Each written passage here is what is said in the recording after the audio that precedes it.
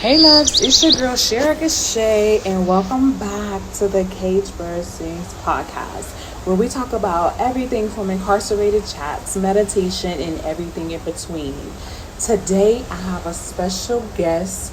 Her name is Sandra Loyd. Say what's up to the people, Sandra. Hi, you guys. Yes, thank you for being here. Awesome. So, let's get into it, Miss Loyd. Go ahead and tell the people who you are. Tell the people about yourself. Yeah, so my name is Sandra Loyd. I'm from Los Angeles, California. Watts, to be specific. What's up? Yes, guys, I'm a widowed mother of two boys, ages 14 and 8, and I am now a first-time author. Yay! Awesome. And I'm so glad that you decided to come on the show and do this interview with me. Guys, Yes. if you hear waves in the background, just know we are seaside at the moment. Yes, we so are. enjoy the vibes with us, okay? Yes, those are real waves in the background. So, what inspired you to write your book? First and foremost, my book is called Growing Pains from Hurting to Healing, and it's a memoir of my life. It's what I like to call my personal journal I transformed into a book. And sadly, what inspired my journaling journey was the death of my 34-year-old husband who died during the COVID pandemic. You know, after his death, I needed to find a healthy and creative way to cope with grief, and journaling was one of them.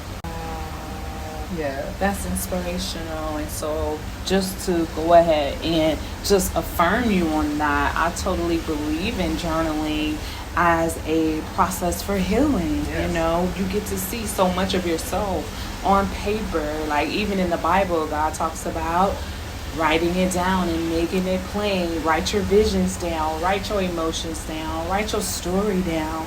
And you get to go back and look at it. You get to go back and look at how much you've grown, how much you've been through, instead of just holding on to things. So I admire that. Thank you. Yes, thank you. Thank you for being here. You're Okay. Thank you And for then having me. so let's talk about like that process. What does that look like? What did that look like for you? It was hard. Journaling forced me to relive those traumatic experiences. You know, in my book, I write about my husband's last moments when he died, you know, and what spouse wants to live those heartbreaking moments, you know. But in doing so, it helped me to accept my reality, kind of. I'm still working on that, you know, and it helped me release some of the pain.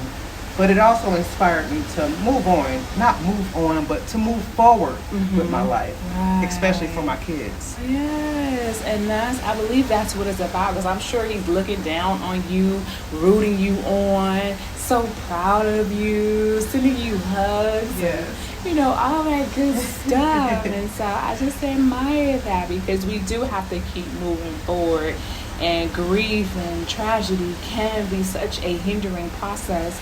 But if you can make your way and manage your way to rise, to become a different version of yourself, another version of yourself, to be stronger and take baby steps, you know, to get to this, to get to the final destination, because we got plenty. There's a lot in the journey. Okay, Most definitely. there's a lot in the journey. You tell us why you decided to publish the book. Yes. Well, you know, it took me a long time to figure out how I wanted to present the book, because I didn't want my husband's death to be my story. I struggled with that, you know, but it is a part of my story. You know, it's something that I'm still learning to accept. As I said before, his death is what inspired me to write the book, but it was my mom's death that inspired me to publish the book. You know, losing her last year, three days after my birthday from cancer, it showed me how, you know, how precious time is. So I couldn't continue to push back the publishing on my book any longer. You know, their deaths opened up my eyes to how short life can truly be. Because it is. It is. You know, you blink and it's happening. It's over. This happened. So we definitely have to do our best to live our best lives. And again, I do thank you for being here, for sharing your story with us. And I hope that is going to be an inspiration to somebody that's listening, that just clicks on this video to see what we're talking about, just to let you know that you can move forward. Just find the tools, find the right people, find the right support for you and what works best for you to help you move forward. Yes. Yeah, Thank you. You're welcome. I appreciate you so much. I appreciate you too. Thank you. Giving me this space to be vulnerable and this opportunity to share my story with the world. Yes. My healing journey with the world. Absolutely. And you know, it takes a lot to be vulnerable. Mm-hmm. It takes a lot to spill your feelings out, you know, because sometimes we've been taught to shy away from that. That's right. All right.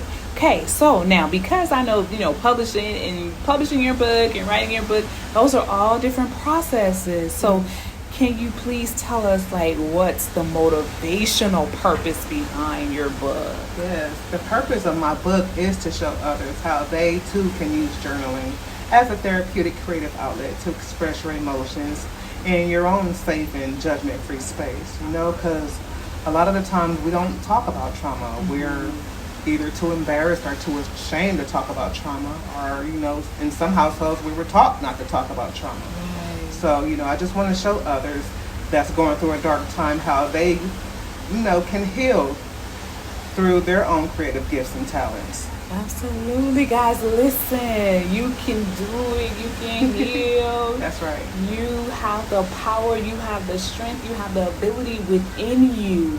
It's in you. Okay, guys? We just got to dig deep sometimes.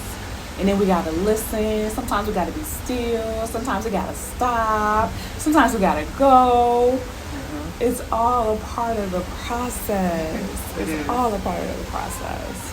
Miss Loyd. Mm-hmm. So tell us what's next for you. Do you have any upcoming projects? Yes. What's new? What's next? All right. So I'm working on making my book Growing Pains into an ebook and an audiobook. Okay. I haven't told anyone this, but I was able to read my mom my book while she was on hospice before she died.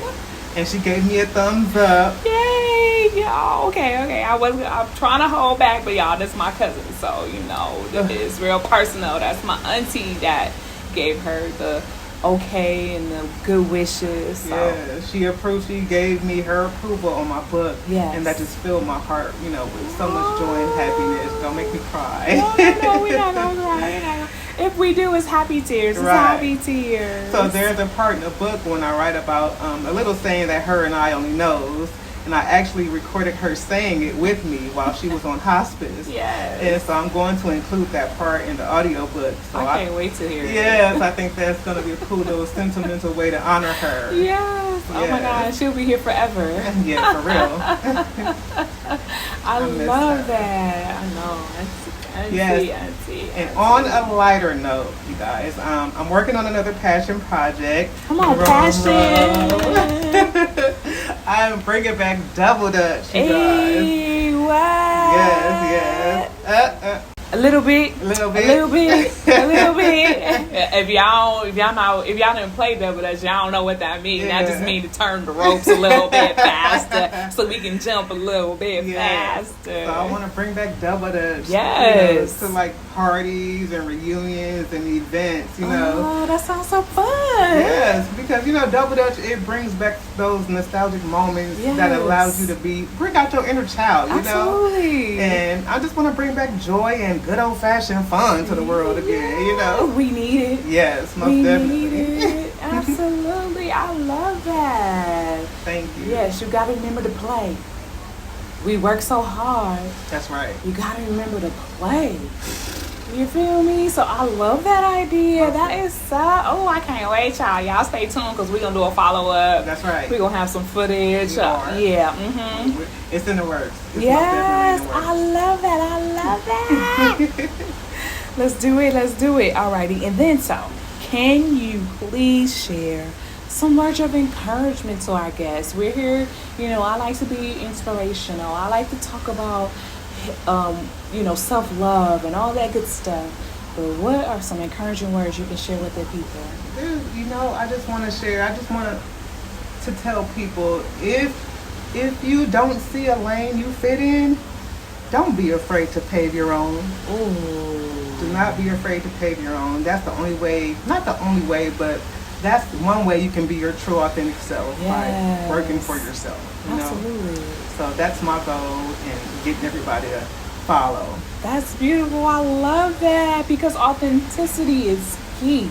You don't want to suppress your spirit. That's right. You don't want to suppress your joy. You don't want to suppress your happiness and who you are, even if you got a big old heart. Right. Let it shine through. Yeah, it's nothing wrong with that. Let it shine through. And plus, your vision wasn't given to everybody else. Therefore, you create it. You build it and they will come. That's the book.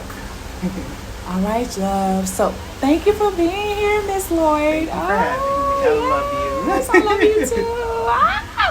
All right, so we're going to go ahead and end the show. And so we end the show with our affirmations. And it just goes, I am a queen. I am a queen.